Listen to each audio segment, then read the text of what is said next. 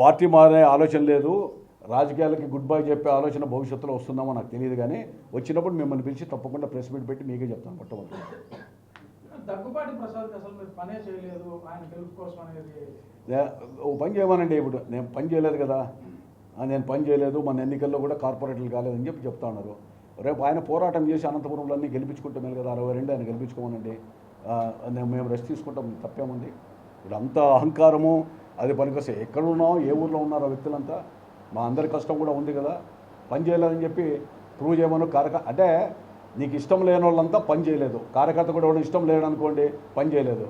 పని చేసింటే పార్టీకి పని చేసావు, చంద్రబాబు నాయుడు చేస్తావు, ప్రభాకర్ చౌదరి చేసినా పో అని చెప్పి నెగ్లెక్ట్గా మాట్లాడితే సరైనది కాదు. ఒకవేళ మా ఇంట్లో వచ్చి పని చేయాలి, ఎవరు పార్టీకి పని చేశారు, ఆ పార్టీ దగ్గర అన్నీ కూడా ఇన్ఫర్మేషన్ ప్రోగ్రామ్ కమిటీకి కానీ లేదా పార్టీ ఇంటెలిజెన్స్ దగ్గర కానీ అన్నీ ఉంటాయి, ఎవరు పని చేశారు పని చేయలేదు. ఎన్నికలకు ముందు ఎన్నికలు పోలింగ్ అవుతానే వెంటనే పోలింగ్ ముందు రోజే కంప్లైంట్ ఇచ్చింటే ఫలానా ఎల్ఐ చేయలే ప్రభాకర్ చౌదరి చేయలేదని చెప్పితే కరెక్ట్. గెలిచిన తర్వాత పని చేయలేదంటే అది ఎవడు నమ్ముతాడు? ఎందుకు పని చేయకపోతే గెలిపెట్లు వచ్చేది? అది ఒకసారి గుండె చేసుకోవాలి. లేదు, గొప్ప శక్తివంతుడివి, ఓకే మంచిదే, రేపు ఎన్నికలు వస్తాయి కదా భవిష్యత్తులో 2029లో కూడా. అదే మీరు ఇంతకుముందు ఒక విలేకరు అడిగాడు, మీరు ఇక్కడ మళ్ళీ నిలబడాలని ఆయనకి ఏదో ఇబ్బంది పెడుతున్నారు అనేది రకరకాలుగా చెప్తాను. నేను 2029 తెలుగుదేశం పార్టీ బీఫార్మ్ అడగనని చెప్పాను. ఇప్పుడు కూడా మీ ద్వారా చెప్తున్నా, 2029 కానీ 28 ఎలక్షన్స్ వచ్చినా కూడా టీడీపీ తరఫున బీఫార్మ్ అనంతపురంలో అడగను. ఒకవేళ అడగాల్సి వచ్చి డీలిమిటేషన్ వస్తే వేరే ప్రాంతానికి పోతాను తప్ప ఇక్కడ కంటెస్ట్ చేయను. ఆ భరోసా ఆయనకి ఇవ్వండి. ఇప్పుడు కూడా చెప్తున్నా, నేను కంటెస్ట్ చేయను. అధిష్టానాన్ని కూడా చెప్పాను, నేను వద్దన్నప్పుడు అధిష్టానం అని చెప్పి నాకు ఇంట్రెస్ట్ లేదు, నేను కంటెస్ట్ చేయను. ఎందుకంటే మళ్ళీ ఆయన కంటెస్ట్ చేయాలా, ఆయనే గెలవాలి కదా. పార్టీ ఆయనకి ఇస్తే ఆయనకే పని చేద్దాం, కష్టపడి పని, మొన్నటికంటే ఎక్కువ కష్టపడదాం.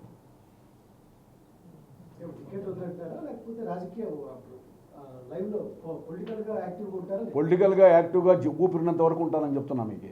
సామాజిక స్పృహ బాధ్యతతో ఊపిరినంత వరకు ఉంటాను నేను, ఎందుకంటే నా జీవితకాలం ఫుల్ టైం పాలిటీషియన్ నేను. కాకపోతే నేను 29లో ఎందుకంటే నాకు టికెట్ ఇవ్వలేదు కాబట్టి ఆయన పని చేశాడు, మళ్ళీ ఆయనకి ఎగరగొట్టి ఇంకోటి నాకెందుకు, ఆయనే టికెట్ తీసుకొని నాకే అవసరం. నేనైతే కంటెస్ట్ చేయను, యాస్పిరెంట్ కాదని చెప్తున్నా. ఎవరైనా రాష్ట్రంలో చెప్తారా? 2029లో నేను యాస్పిరెంట్ కాదని ఓపెన్గా చెప్తున్నా. అప్లికేషన్ పెట్టను, నేను అడగను. ఇచ్చిన కొత్త వాళ్ళకి అవకాశం ఇమ్మని చెప్తాను, లేదా ఆయనకి ఇమ్మని చెప్పి చెప్తాను, ఎవరికైనా ఇమ్మని చెప్పి చెప్తాను. నేనైతే బీఫార్మ్ ఒకవేళ డీలిమిటేషన్ ఇచ్చి పక్క కాన్షియస్లో ఏమన్నైతే అప్పుడు అడుగుతానేమో, అది వేరే కథ. కానీ పార్టీ పోమంటే పోతానేమో. కానీ బట్ 29లో నేనైతే అభ్యర్థిగా ఇక్కడ ఉండను. గతంలో మన పార్టీ ఆఫీస్లో స్టేట్ ఆఫీస్లో చెప్పి ఇప్పుడు కూడా చెప్తున్నా. నేను వీక్ అయింది అనుకుంటే బ్రహ్మాండంగా స్ట్రాంగ్ అయింది. ఏకగ్రీవం కూడా ఎన్ని కావచ్చు కదా, ఆయన స్ట్రాంగ్ అయింది. వీక్ అని ఎందుకు అనుకుంటాం? బ్రహ్మాండంగా బలం ఉందనే కదా.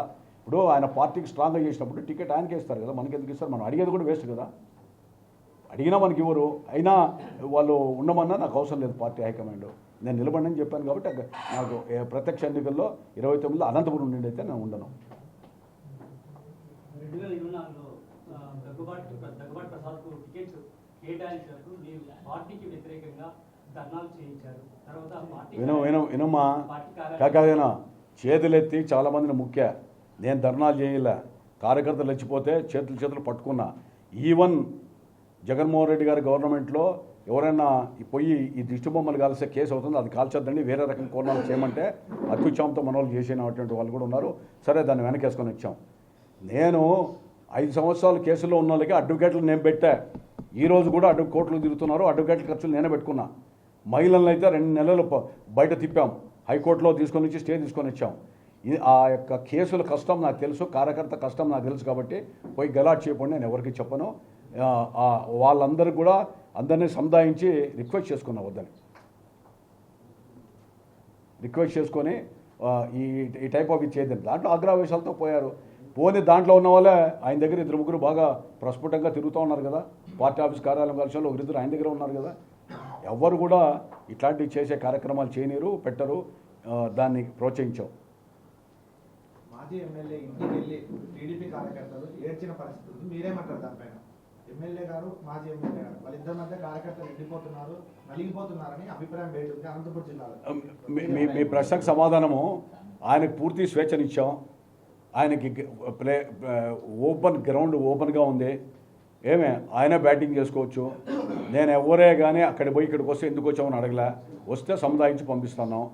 ఆ వ్యత్యాసము ఇప్పుడు ఆయన అధికారం ఉంది, అందులో గతం కంటే మేమంతా ఎమ్మెల్యేలకు పనిచేసాం, మేము జనం అంటే భయపడి పనిచేసాం. ఆయన ఎవరి భయమో ఆయన నాకు లేదంటున్నాడు కాబట్టి ఆయనకి మాకు పోలికెక్కడ? ఆయనతో మా సమానంగా మేము ఉన్నప్పుడు మేము మాట్లాడాలి, కానీ ఆయనతో మాకు పోలికెక్కడ? మీ ఇద్దరి మధ్య వివాదాలు ఎందుకు వచ్చాయి అసలు? విభేదాలా? విభేదాలు ఎందుకు వచ్చాయి? దూరం ఎందుకు అయ్యాయి? నీ నోరు, నీ వ్యవహార శైలి,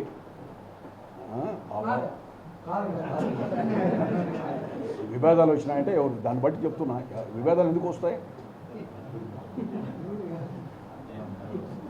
నాకు విభేదాలు ఎవరితో కూడా లేవని చెప్తున్నా. విధానాల పరంగా, సిద్ధాంతాల పరంగా, ఇష్యూ పరంగా ఫైటింగు. ఆ ఇష్యూలో అంటే పోనీ నువ్వే చెప్పు, పూర్తిగా మద్దతు ఇమ్మంటావా? పూర్తిగా అన్ని రకాలుగా సపోర్ట్ చేయమంటావా? నీ ఉనికి ఉండదు అనంతపురం, అది కూడా గుర్తుపెట్టుకో. చెప్తున్నా, విలేకరుగా అడుగుతున్నా, నీ ఉనికి కూడా ఉండదు అనంతపురంలో, గుర్తుపెట్టుకో. ఇది ఎడ్యుకేటెడ్స్ ఉన్నారు, ఇంటలెక్చువల్స్ ఉన్నారు.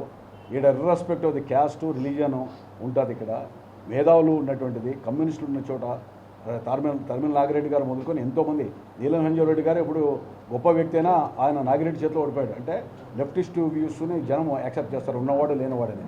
ఇవన్నీ చూసినప్పుడు కొంత మనము సామాజిక స్ఫూర్తితో బాధ్యత మెలగాలి. చెప్పండి ఇంకా ఎనీ మోర్ క్వశ్చన్?